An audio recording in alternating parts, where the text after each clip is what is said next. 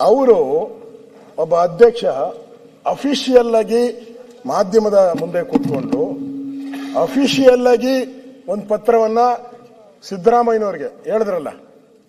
ಅಧ್ಯಕ್ಷ ಅವರು, ಇವರು taluk board chairman, taluk board member, ಅಧ್ಯಕ್ಷರ ಮೆಂಬರ್. ಅವನ್ ಪವರ್ಫುಲ್ ಅವಾಗ, ಯಾಕಂದ್ರೆ ತಾಲೂಕು ಬೋರ್ಡ್ಗೆ ಅಷ್ಟು ಇದಿರಲಿಲ್ಲ.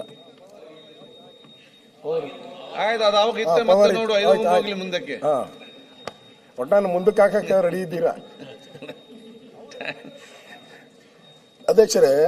ಅವರು ಧೈರ್ಯವಾಗಿ ಯಾಗೆ ಕೆಂಪಣ್ಣ 40% ಕಮಿಷನ್ ಅಂತೇಳಿ ನಮ್ಮ ಮೇಲೆ ಸುಳ್ಳು ಆರೋಪ ಮಾಡಿ ಎಲ್ಲ ಆಯ್ತಲ್ಲ, 40% ಕೊಟ್ಟಾಗ ಅದನ್ನೇ ದೊಡ್ಡ ವಿಚಾರ ಮಾಡ್ಕೊಂಡು ನಮ್ಮ ಸರ್ಕಾರನೇ ಬೀಳಿಸ್ಬಿಟ್ರು.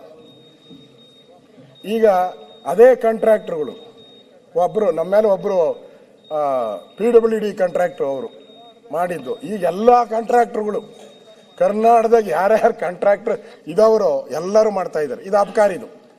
ಅವ್ರು ಕ್ಲಿಯರ್ ಆಗಿ ಹೇಳಿದ್ದಾರೆ, ಅಬಕಾರಿ ಇಲಾಖೆಯಲ್ಲಿ ಪ್ರತಿ ವರ್ಷ ಟಾರ್ಗೆಟ್ ಕೊಟ್ಟು ತೆರಿಗೆ ಸಂಗ್ರಹ ಮಾಡಲಾಗುತ್ತದೆ. ಜೊತೆಗೆ ಭ್ರಷ್ಟಾಚಾರದಲ್ಲೂ ಇದಕ್ಕೆ ಮೊದಲ ಸ್ಥಾನ. ಮದ್ಯದ ಅಂಗಡಿಗಳಿಗೆ ಲೈಸೆನ್ಸ್ ಇಂದ ಹಿಡಿದು ಪ್ರತಿ ಹಂತದಲ್ಲೂ ಕೈ ಬಿಸಿ ಮಾಡಿದರೆ ಮಾತ್ರ ನೆಮ್ಮದಿಯಾಗಿ ವ್ಯಾಪಾರ ಮಾಡಬಹುದು. ಇತ್ತೀಚೆಗೆ CL7 ವಿಚಾರದಲ್ಲಿ ಭ್ರಷ್ಟಾಚಾರದಲ್ಲಿ ಅಬಕಾರಿ DCA ಲಂಚದ ಬಲೆಗೆ ಬಿದ್ದಿದ್ದಾರೆ. ಇದು ಸ್ಯಾಂಪಲ್ ಅಷ್ಟೇ.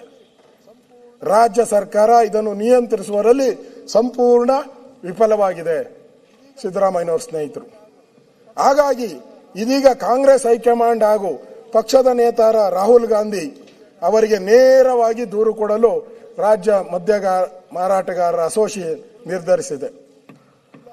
ಅಧ್ಯಕ್ಷ ಗುರುಸ್ವಾಮಿಯವರು ಇಲಾಖೆಯಲ್ಲಿನ ಲಂಚಾವತಾರವನ್ನ ಹೊರಹಾಕಿದ್ದಾರೆ. ಆಮೇಲೆ ಅವ್ರ ಪ್ರಶ್ನೆ ಏನಿದು ಅಬಕಾರಿ ಇಲಾಖೆ ಭ್ರಷ್ಟಾಚಾರ, ಎಲ್ಲಿಂದ ಶುರು ಮಾಡೋದು? ಅವರೇ ಪತ್ರಕರ್ತರಿಗೆ ಪ್ರಶ್ನೆ, ಅವರೇ ಎಲ್ಲಿಂದ ನಾನು ಶುರು ಮಾಡಲಿ ಅಂತಾರೆ.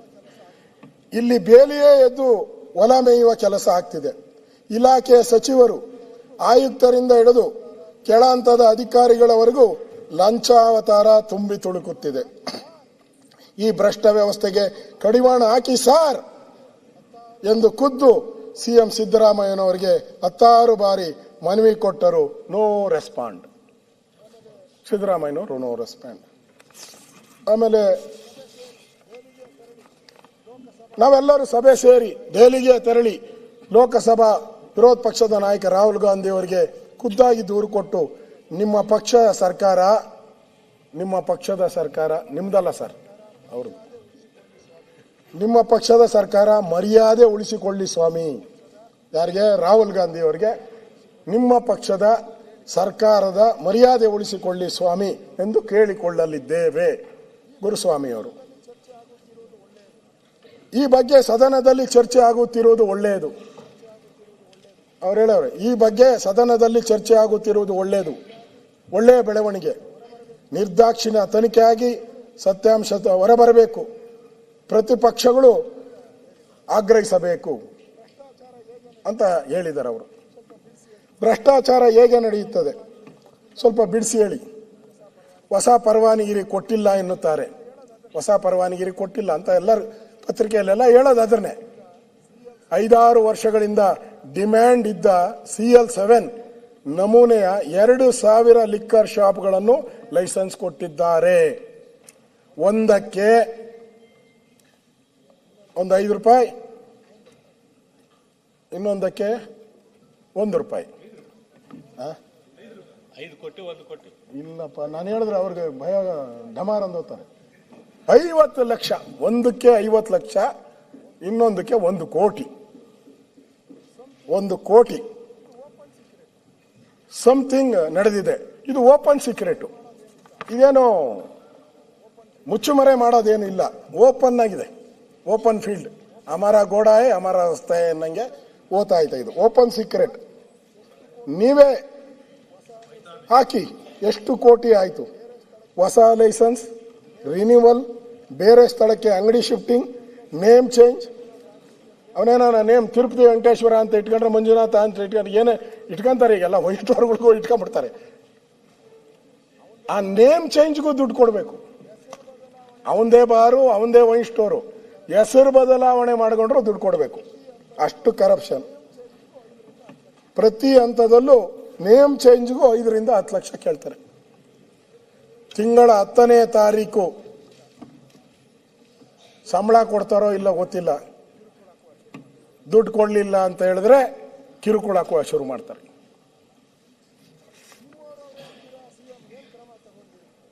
ನಿಮ್ಮವರವರೇ ಅಂತೀರಾ ಸಿಎಂ ಏನ್ ಕ್ರಮ ತಗೊಂಡಿರಿ? ಇಲ್ಲಿಗೆ ಬಂತು. ನೀವು ಹೇಳಿದ್ರಲ್ಲ ನಮ್ಮೂರನೇ ಅಂತ, ಅಷ್ಟೇ ಒಪ್ಕೊಂಬಿಟ್ರಿ. ನಾನು ಹೇಳಕ್ ಮುಂಚೆನೆ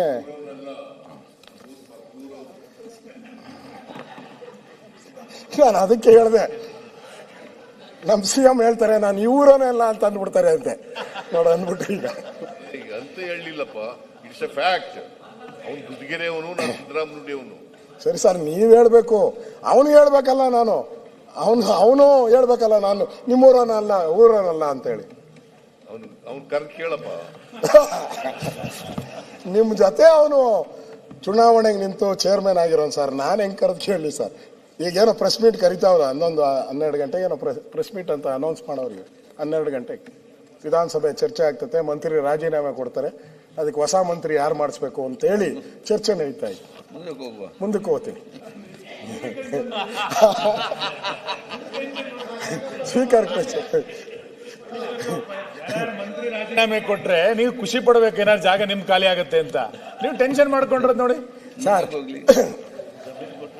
ನಮಗೆ ಇದರಲ್ಲಿ ಖುಷಿ ಆಗೋದ ಏನು ಇಲ್ಲ.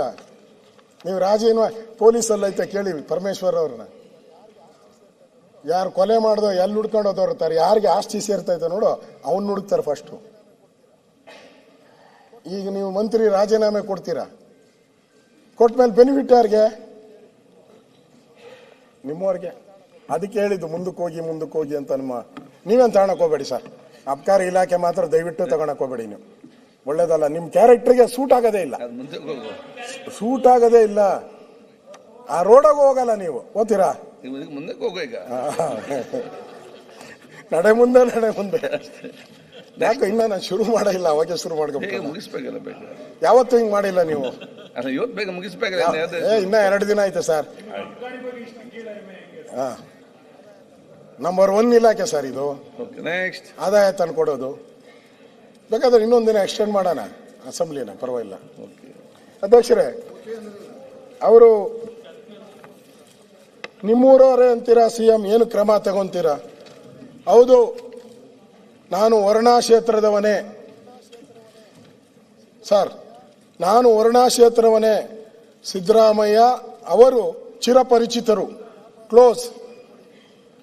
ನಮಗೆ ನ್ಯಾಯಯುತ ವ್ಯಾಪಾರದ ಅರಿವು ಮಾಡಿಕೊಡಿ. ಟಾರ್ಗೆಟ್ ಅಗತ್ಯವಿಲ್ಲ. ಅಧಿಕಾರಿಗಳನ್ನು ನಿಯಂತ್ರಣದಲ್ಲಿಡಿ.